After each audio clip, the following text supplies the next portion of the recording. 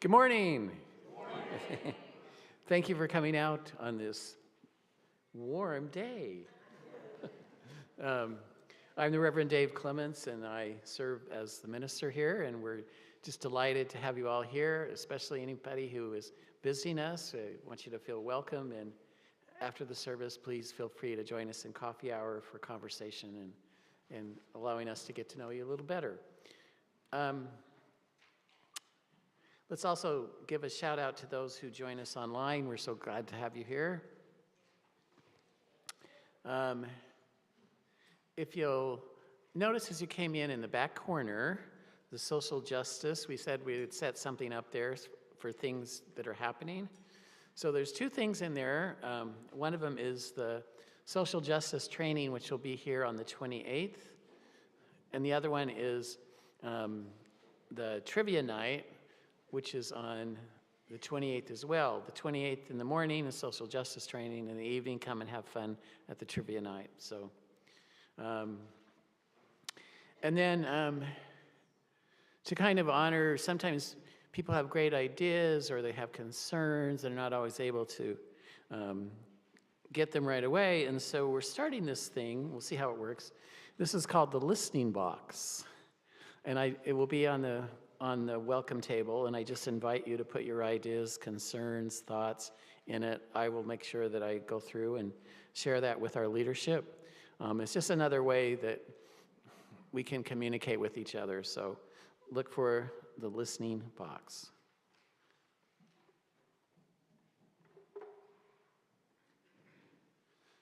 And also, I want to point out that we honor Black History Month this month.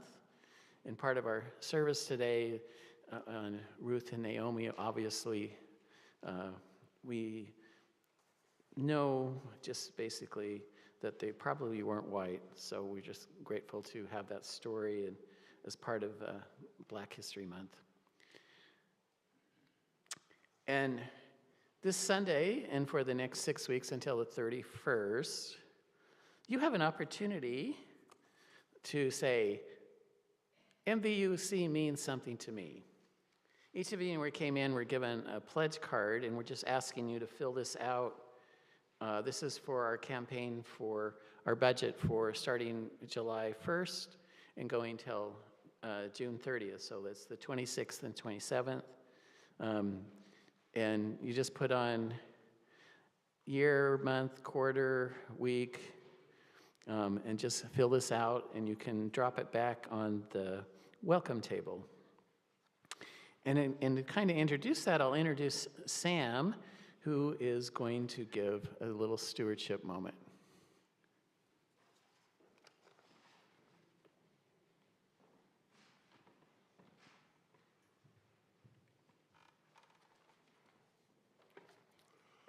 Good morning. My name is Sam Longstreet, but I'm probably better known as the guy with Danny. That's my dog. Danny used to come with me to church every Sunday because she was in training to be a companion for a disabled veteran, a training which she failed, so she is still with me. At any rate, folks learned her name long before they learned mine. Dale Peebles and I are co-chair for stewardship this year. Oh, and along with Reverend Dave, Dale and I have named the stewardship campaign this year, Now is the Time. I'm sure you all remember the details from my testimonial last year, so I'll not repeat my little story about Calvin and Hobbes, nor the senatorial candidate for Alabama. But I will return to how,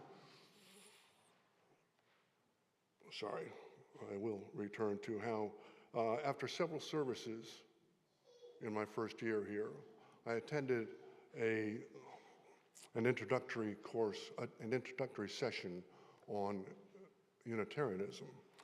And what really jumped out at me during that session were the simple words, it's not what you believe, it's what you do.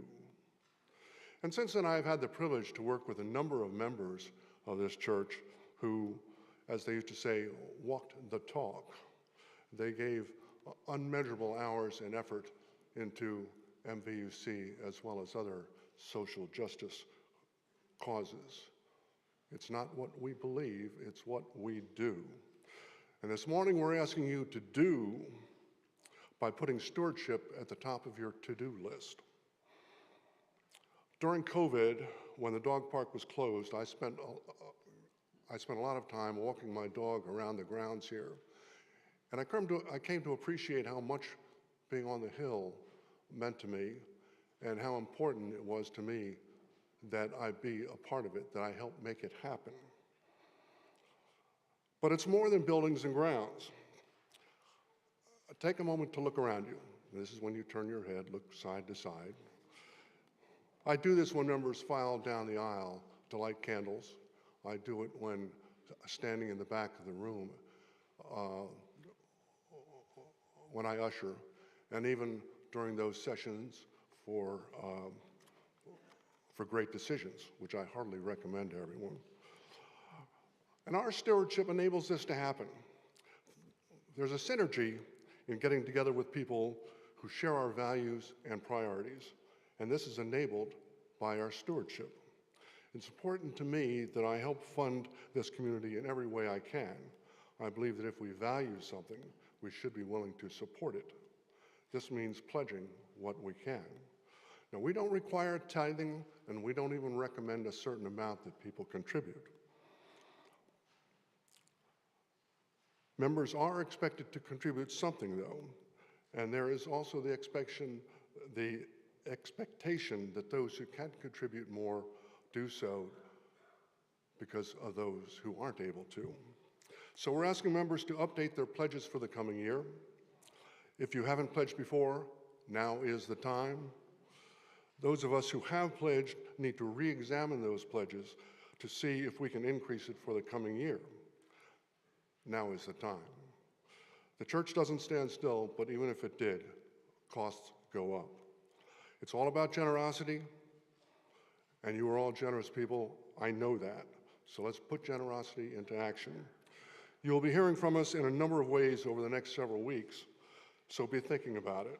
We'll also be manning a table out in the Commons during the coffee hour to answer your questions on about how to pledge and maybe give some guidance on what to consider.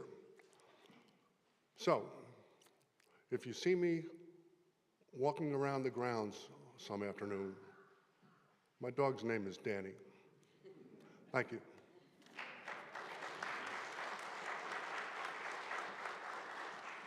Thanks, Sam and Dale, and you'll hear more from week to week, but some people say, well, I donate, but I don't pledge. And so the difference between that is pledging also helps us in our budgeting, and also a pledge is a promise, a commitment that you make, almost like a covenant, that you're going to pay on a regular basis. And so, I will say that this congregation is very generous, and what you've given in the past has been wonderful, and so just continue. I can't encourage it enough. The beautiful flowers today, our Barbara Jacobs is providing the purple tulips to honor the care team, and the other bouquet actually is what my husband sent me for Valentine's Day that I wanted to share with you. So, Myra Sands passed away on Wednesday, and there'll be more information about a memorial for that. And then also Nancy Fox Memorial, I mark your calendar, will be on the 15th after service at 3 o'clock here. So, and one last announcement, Great Decisions will actually be in here.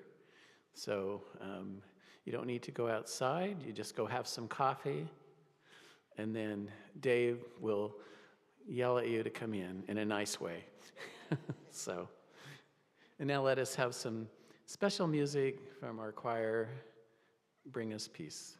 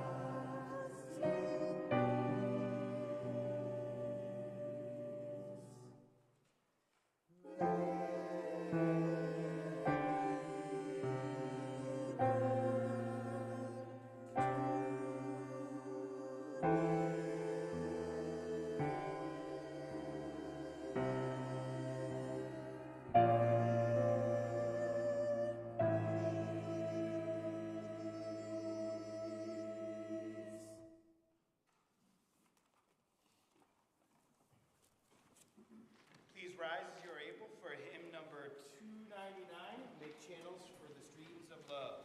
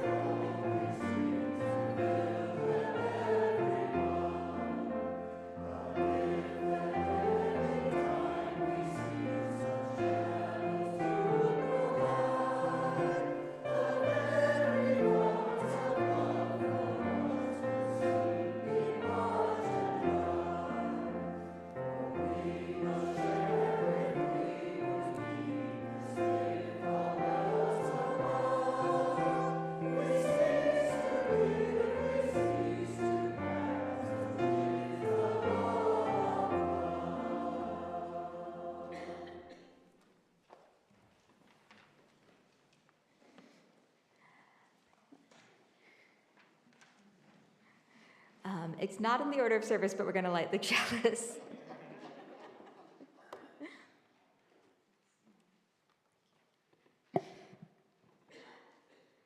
Symbol of light and knowledge, symbol of warmth and freedom, we light this chalice as a symbol of our faith. Here we gather to celebrate hope and the infinite possibilities of love.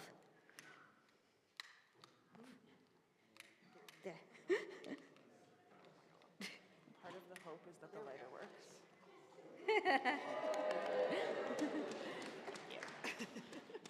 You can't do the fire this time. Maybe next time. Please remain standing as we recite the words of our covenant. Love is the teaching of this church. The quest of truth is its daily task, and service is its prayer. To dwell together in peace, to seek knowledge and freedom, to serve life in community, to the end that all souls shall grow in harmony. This is our covenant with each and with all.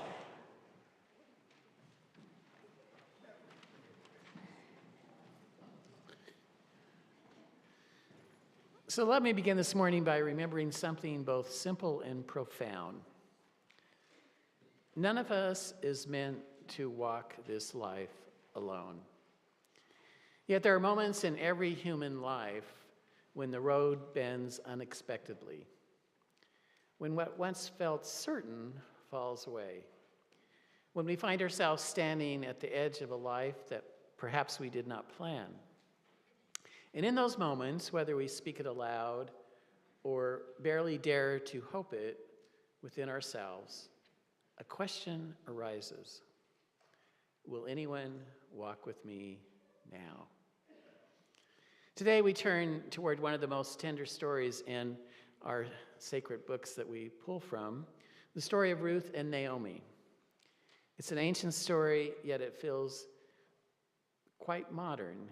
It's a story of migration and loss, of courage and devotion, of two women bound not by obligation, but by love freely chosen.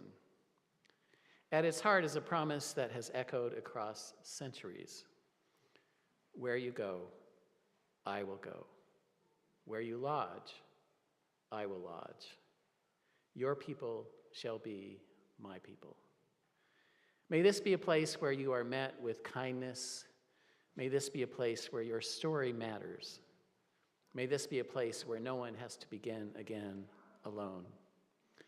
Let us enter this hour with open hearts, ready not only to hear an ancient story, but to recognize ourselves within it. And now we'll turn to Casey for our candles.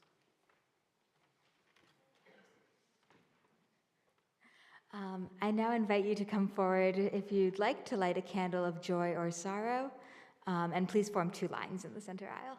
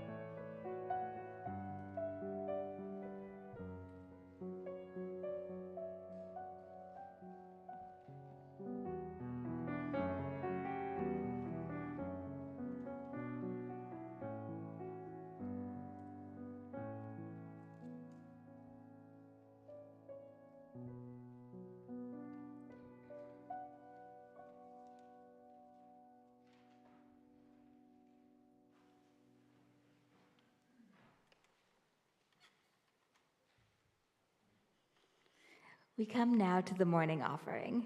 Mount Vernon Unitarian Church continues to share the plate with organizations that you, our members, have chosen, and this month we're sharing the plate with No Child Goes Hungry. No Child Goes Hungry is dedicated to the elimination of childhood hunger, one kid, one meal at a time. With funds donated by churches, private organizations, and individuals, No Child Goes Hungry works with faith communities and other organizations to alleviate hunger at the local level. There's a particular need for food for children on weekends and school holidays, things like snow days, which we've had a lot of recently, and summers when government-provided free and reduced-price school lunches are not available. No Child Goes Hungry believes that we all have a moral obligation to help these children. No government or organization can do it all alone. No Child Goes Hungry seeks to inspire, encourage, and support in tangible ways faith-based organizations and community outreach groups who are willing to stand up for some of our most vulnerable citizens to make sure no kid goes to bed hungry. I invite this gathered community to offer whatever you are most comfortable with in spirit and financial generosity to No Child Goes Hungry and the mission of this church. If you'd like to write a check, you can make it out to MVUC and indicate in the memo line if it's for your pledge or share the plate or whatever you'd like it to be used for. Would the ushers please come forward?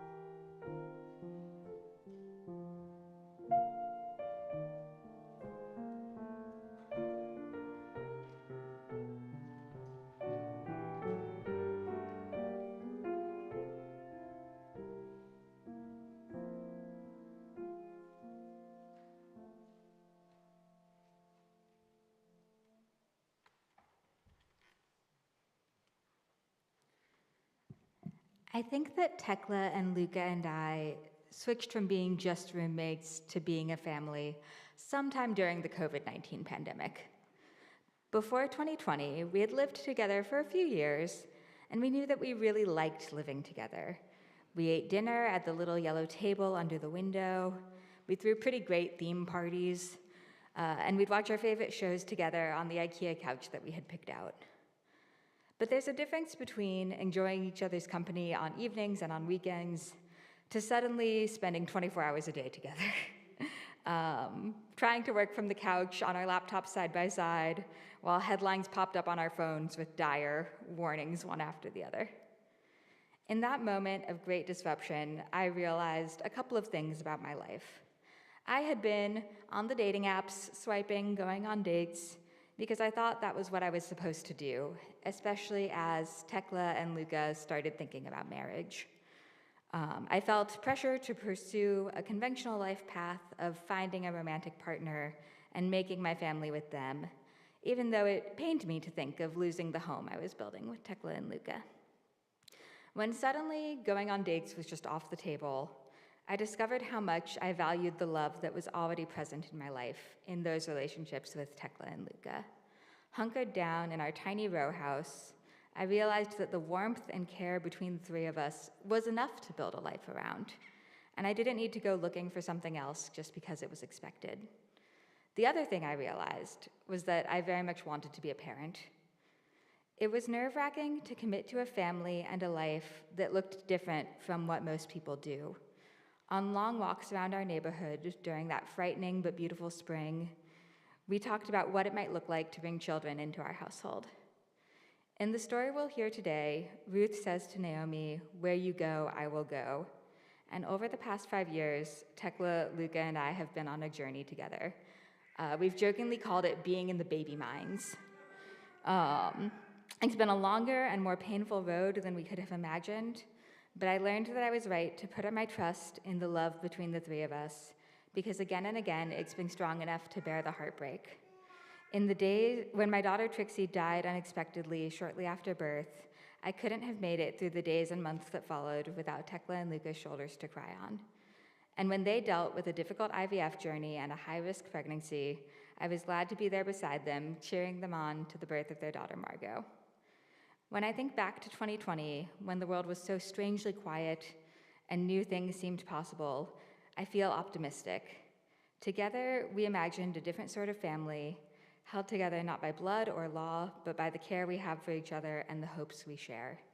That commitment has brought us this far, and I know that wherever we'll go next, it's a journey we'll make together.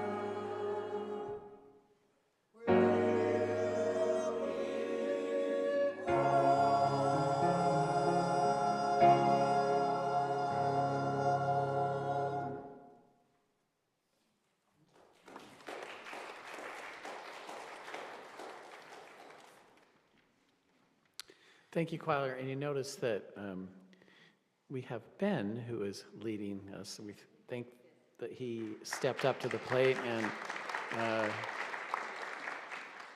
Ria is in China visiting her family. It's been 2 years since she's had that opportunity, and so we're just grateful that she could go, and hopefully that she'll be able to make it back.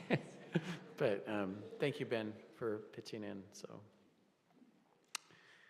you know, there's stories that refuse to stay in the past.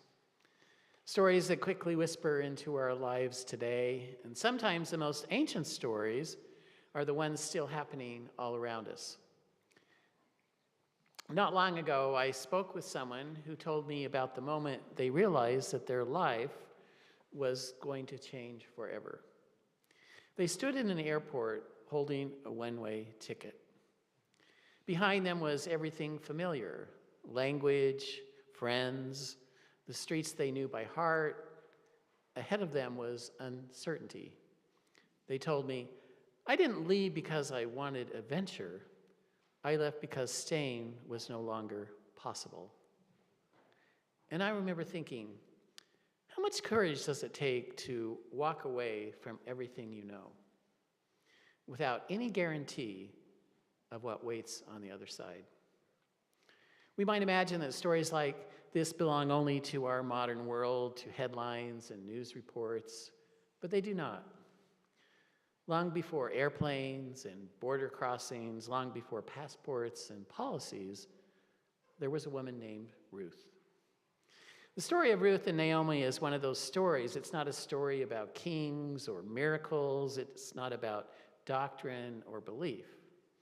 It's a story about love that chooses to stay. About loyalty when leaving would be easier. About courage when the future is uncertain. About building family when the one you knew is gone. And perhaps most importantly, it is a story about belonging, created through covenant, not blood, not religion, not nationality, but promise. So here's the story of Ruth and Naomi. Naomi leaves her homeland because famine made survival impossible. And she travels with her husband and her 2 sons to Moab, a foreign land, a land where she is definitely an outsider. Then tragedy comes. Her husband dies, both of her sons die. And so now she's left with 2 daughter-in-laws, Orpah and Ruth. And these widows, in a world where widows and little protection had even less power. So Naomi says, "Go home, return to your mothers, build new lives." And Oprah, with tears, does exactly that. But Ruth refuses. And she speaks words that have echoed across centuries. "Do not press me to leave you. Where you go, I will go. Where you lodge, I will lodge. Your people shall be my people." Ruth is choosing uncertainty, choosing poverty, choosing the life of an immigrant, choosing Naomi, choosing love over safety. For many generations, this story has been read as a simple tale of loyalty. But it's far more radical than that. Ruth is a Moabite, a foreigner historically distrusted by Israel, there where she's at. She's a woman on our margins. And again, it tells us, the outsider is often the doorway through which grace enters. As Unitarian Universalists, we might say it this way: belonging is not inherited, it is created. Not by accident, but by courageous welcome. We often focus on Ruth, but Naomi may be the bravest character in the story because Naomi does something extraordinarily difficult. She tells the truth about her pain. She shares her pain. She says, quoting, "Do not call me Naomi, call me Mara, for my life has become bitter." No spiritual bypassing, no pretending, everything happens for a reason. But here is where the story becomes more pastoral. Naomi teaches us that faith is spacious enough to hold grief. You do not have to be cheerful to be faithful. You do not have to be cheerful to be faithful. You don't have to be certain to be loved. You do not have to be strong every day to be held in covenant. Our UU Church at its best is a place where we tell the truth about our lives. Not just the polished truth, the trembling truth. Many of us know something about chosen family. Some have built families across difference. Some have created circles of belonging after rejection. Some have found that people who stand beside us are not always the ones we expected. Ruth reminds us, family is not always about who birthed you. Sometimes it's about who refuses to abandon you. And isn't that what covenant means in our UU tradition? Not a contract, not an obligation, but a promise. I will not let you walk alone. Imagine what happens to a congregation when we live that promise fully. When no one must wonder, if my life falls apart, will this community stay? So here's the spiritual question the story places before us today. Who is Naomi in your life right now? Who is carrying grief? Who is walking an uncertain road? And equally important, where are you being called to be Ruth? Where might love be asking you to stay when leaving would be easier? Because covenant is rarely convenient, it asks something of us. Our time, our attention, our courage, and sometimes even our comfort. But covenant is also what transforms a gathering of individuals into a community of belonging. We live in a time when fear of the stranger is loud, when difference is often treated as danger, when walls are easier to build than tables. The story of Ruth whispers across the centuries. Do not be afraid of the outsider. They may carry your future. Hospitality is not politeness. It is spiritual resistance. Every time when we widen the circle, we participate in the ongoing creation of a more loving world. What I love most about this story is that redemption does not arrive dramatically. No burning bushes, no parted seas, no small acts of faithfulness.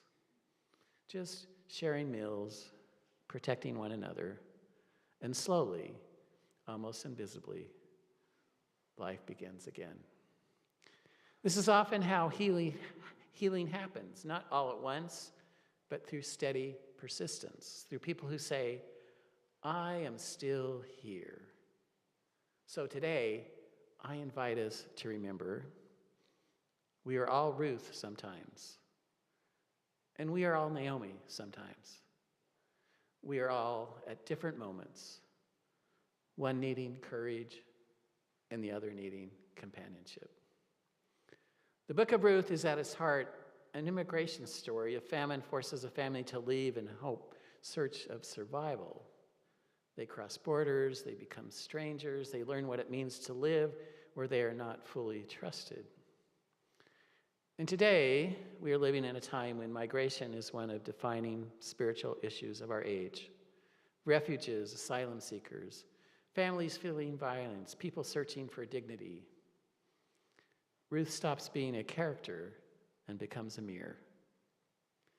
And right now in our own communities, there are families learning new languages while grieving the homes they may never see again. Children translating adult conversations because they must grow up too quickly. Parents working jobs far beneath their education simply for safety. Most people do not leave home unless staying becomes more dangerous than leaving. But not all migration involves geography. Some people sitting today in this congregation, this morning, have crossed invisible borders, leaving religious traditions that wounded them, coming out and risking rejection, escaping abusive families, starting over after divorce, walking through grief, rebuilding after addiction, and all entering a congregation wondering, will I belong here? Ruth is anyone who has ever whispered, I hope there's room for me here. Ruth teaches us that belonging is not about sameness. It is about promise. It is about the sacred decision to say, you do not walk alone anymore. That is what covenant asks of us. Not agreement, but accompaniment. Now, some questions I ask of all of you.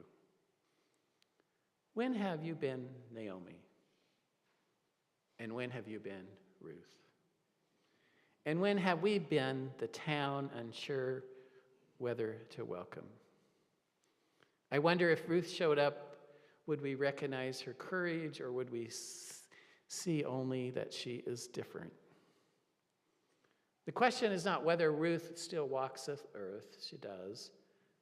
The question is whether we will be the kind of community that says, where you go, we will go. The story of Ruth reminds us that the future of every community is shaped by how we treat the stranger when they first arrive. A few years ago, while serving a congregation as their minister, the following occurred. A woman began visiting our congregation. She arrived quietly, usually slipping in a seat near the back. And she spoke little at first, but week after week she returned, and eventually I was able to stop her and talk with her and learn her story. She had moved across the country after the sudden death of her partner, and the city once called home held too many memories. Grocery stores that felt haunted, parks they used to walk together, neighbors who did not know what to say. So she did something unimaginable. She started over. New city, new job, new rhythms, no nearby family, no circle of friends, just courage and loneliness. And on her third Sunday during coffee hour, someone noticed her standing alone and walked over with a simple sentence. I don't think we've met yet. I'm glad you're here. Nothing dramatic, no grand gesture. But she later told me that was the moment that I decided to come back. Over time, the congregation became her chosen family. People saved her a seat, checked on her during hard anniversaries, invited her to holiday tables where she had nowhere else to go. And one day she said to me, when I first came, I felt like a stranger everywhere. And now when I walk through these doors, I feel like someone has been waiting for me. The story of Ruth and Naomi are still unfolding today, just as they did many centuries ago. May this congregation continue to be a place where belonging is practiced, where promises are kept, where no one must earn their worth, and where love is not measured by ease, but by presence. For we are still living in a world shaped by journeys of necessity, by people leaving what they love, by people asking the quiet question, will there be a place for me there? And perhaps, just importantly, who will walk with me? Because whether we realize it or not, we have all been Ruth at some point in our lives, and we've all been Naomi. And the spiritual question before us is not simply what happened, but who will choose to be for one another now.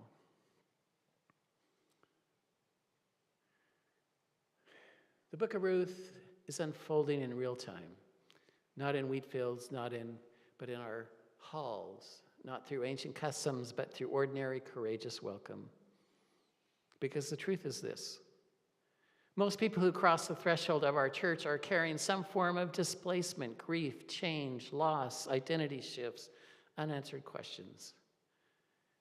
And whether they stay or quietly disappear often depends on one sacred thing. Did someone choose to walk toward them?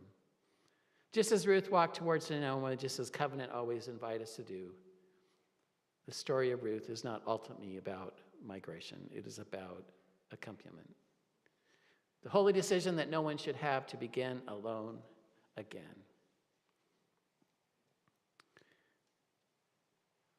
Every single person at some point in their life stands where Ruth stood, on the edge of something unknown, a new city, a diagnosis, a loss, a coming out, a broken relationship, a career ending, a child leaving, a partner dying, a life we did not choose but must somehow learn to live. Sooner or later, we all become immigrants to a life we never expected. And in those moments, whether we speak it aloud or barely whisper it, a question arises. Will I have to walk this road alone? Or will someone walk with me? The measure of a spiritual community is not how warmly it welcomes people at the door, but whether anyone walks beside them after they enter. Let me leave you with this blessing. May you have the courage of Ruth to choose love even when the road is uncertain. May you have the honesty of Naomi to speak sorrow without shame. And when we build together a community where we can say to one another, where you go, I will go. Where you struggle, I will stand beside you.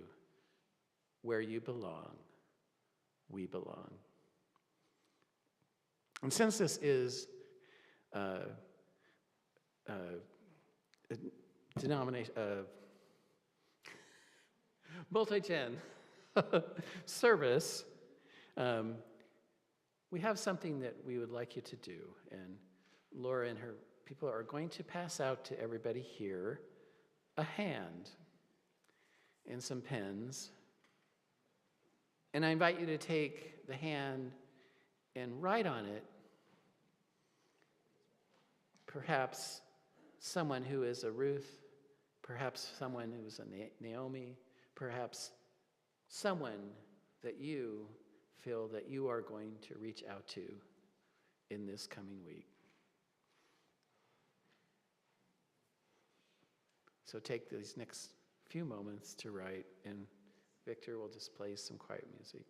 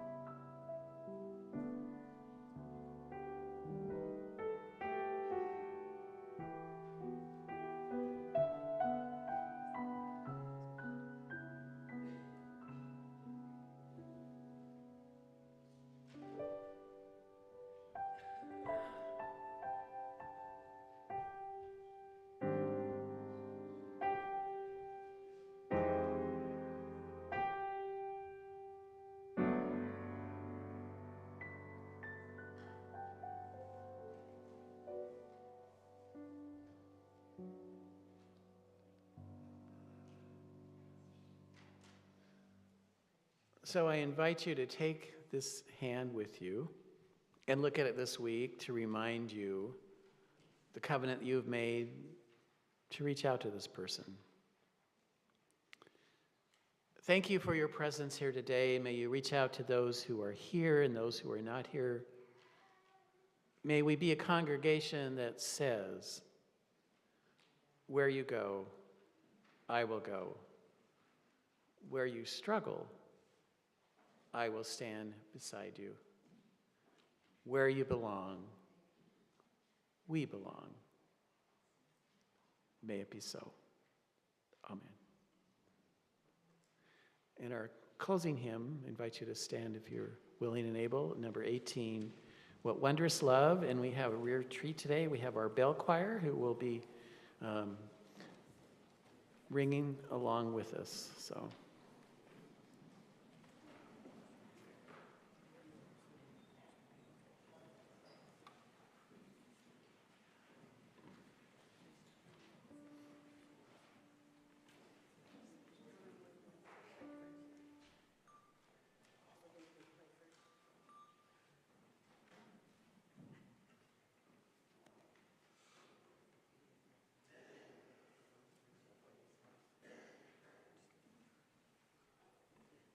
They're going to play it through once before we all start, so.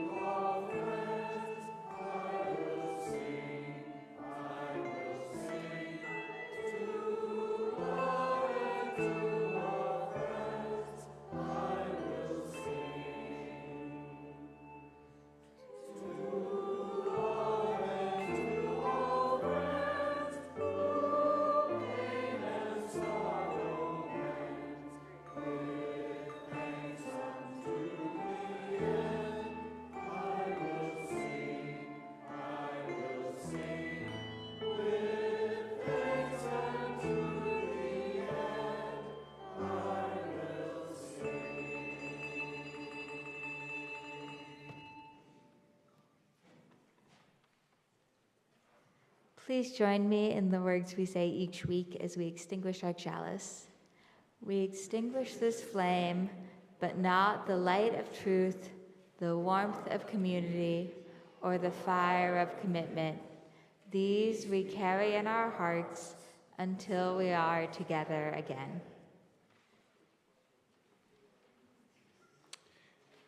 What I'd like you to do is turn to the person next to you and in your row and reach out and take hold of their hand.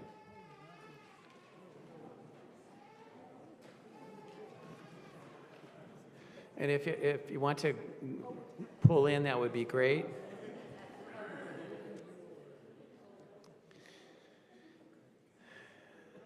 So as we prepare to leave this space and return to the responsibilities of our lives, let us carry with us the quiet wisdom of Ruth and Naomi. They remind us that life does not always go as planned, that loss will visit every human story, that we will, at some point, become strangers to the life that we once knew. But they also remind us of something equally true, that love can meet us on the road, that belonging can be created even after everything familiar has fallen away. And sometimes the words we will ever speak are simply, I will walk with you. May we be a people who notice who is walking alone. May we be generous in our welcome and tender in one another's stories. And as you go from this place, may you have the courage to accompany the compassion to notice and the openness to be changed by the people you meet along the way. And if the road before you feels uncertain, may you remember you do not walk it by yourself. Go in peace. Go in courage. Go knowing that love travels with you. Amen.